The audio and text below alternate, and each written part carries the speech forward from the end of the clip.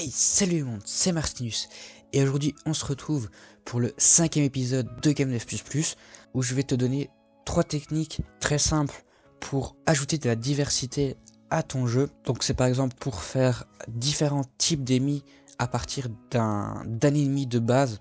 Donc ce qui va faire qu'au final, au lieu de réécrire des centaines de lignes de code, tu vas pouvoir faire plusieurs ennemis à partir d'une base de quelques lignes de code. En gros, première technique, c'est simplement modifier les stats de manière externe au script. Donc c'est par exemple faire un ennemi qui a plus ou moins de vie, plus ou moins de défense, plus ou moins d'attaque, etc. qui a un sprite différent. Alors pourquoi c'est important de faire ça, de le gérer en dehors du script? Eh bien ça permet, si tu es en groupe avec par exemple un level designer et qui n'y connaît rien au code, eh bien lui peut quand même faire des ennemis différents en modifiant les différentes valeurs des ennemis. Tu peux utiliser aussi l'aléatoire pour avoir des valeurs différentes par rapport aux différents ennemis, ce qui fait que tu auras des ennemis un tout petit peu différents, mais ce qui fait quand même que l'expérience de jeu va être un tout petit peu différente, parce que voilà, se battre tout le temps contre les mêmes ennemis, ça devient chiant à force, même quand il y a un petit peu d'aléatoire. Ça permet un petit peu de diversifier. Autre avantage de cette technique, c'est que ça permet aux joueurs de facilement modder ton jeu. Si par exemple ils découvrent que tu utilises un document texte ou une base de données pour créer tes ennemis, créer les différentes valeurs des ennemis, eh bien lui peut s'amuser à créer différents ennemis, à les modifier, etc.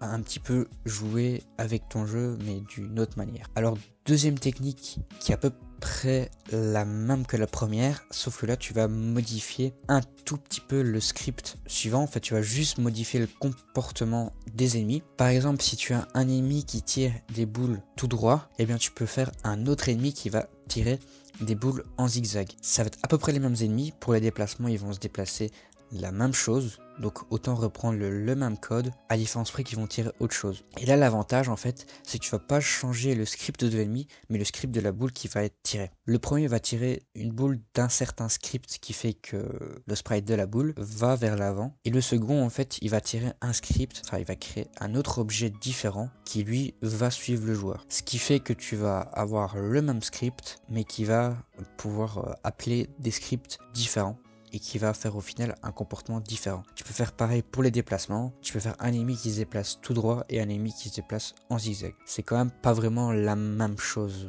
au point de vue du gameplay. Ensuite, en troisième, tu peux combiner des comportements de différents ennemis. Alors ça c'est surtout pas mal pour les boss, où tu peux faire des trucs totalement nouveaux pour les boss, mais c'est par exemple, si tu as un ennemi qui se déplace sous l'eau et un autre ennemi qui tire des boules, et bien tu peux combiner ces deux comportements pour faire un ennemi qui peut se déplacer sous l'eau et qui tire des boules aussi. Ça fait 1 + 1 = 3, tu as un ennemi plus un ennemi, ça te fait 3 ennemis différents. Alors ça à peu près tout. J'espère qu'avec ça tu vas pouvoir créer des dizaines d'ennemis relativement différents et ajouter de la diversité à ton jeu sans trop te fatiguer à réécrire les mêmes lignes de code. Donc si ça t'a plu, tu peux appuyer sur le bouton like, dislike si ça t'a pas plu. Si tu as des idées de prochains GameDev++, tu peux le mettre en commentaire. T'abonner si tu veux continuer à suivre GameDev++, si c'est pas déjà fait. Et donc je pense avoir tout dit, donc sur ce, moi je te dis à plus pour une prochaine vidéo.